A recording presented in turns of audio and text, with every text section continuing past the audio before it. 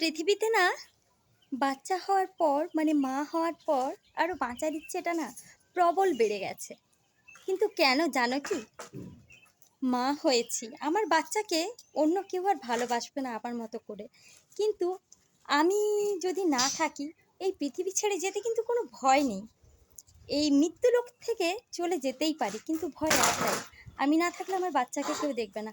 হয়তো আমার জায়গায় আমার শাশুড়ি মা, আমার স্বামী অন্য একজনকে এনে বসিয়ে দিতে পারে, তাদের মতন করে রাখতে পারে, হয়তো আমার থেকে বেশি ভালোবাসাও দিতে পারে, কিন্তু আমার বাচ্চাকে কেউ ভালোবাসবে না।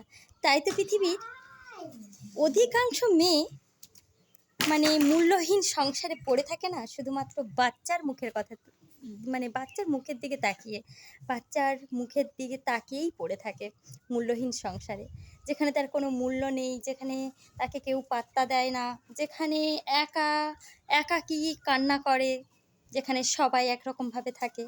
দেখা যায় কিছু মেয়েকে কিছু শ্বশুরবাড়ির মানুষ নিয়ে যে এত অত্যাচার করে না, মানে গায়ে হাত তুলতে হয় না, যাকে বলে মেন্টাল টর্চার, সেরকম করেই মানে রেখেছে।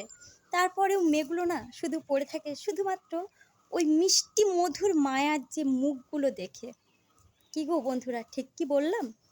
হয়তো এরকম তোমাদের সাথে অনেকের সাথে এরকম ঘটনা ঘটেছে, যাদের সাথে ঘটেছে অবশ্যই কিন্তু এসে কমেন্ট করে হ্যাঁ বলে লিখে যেও।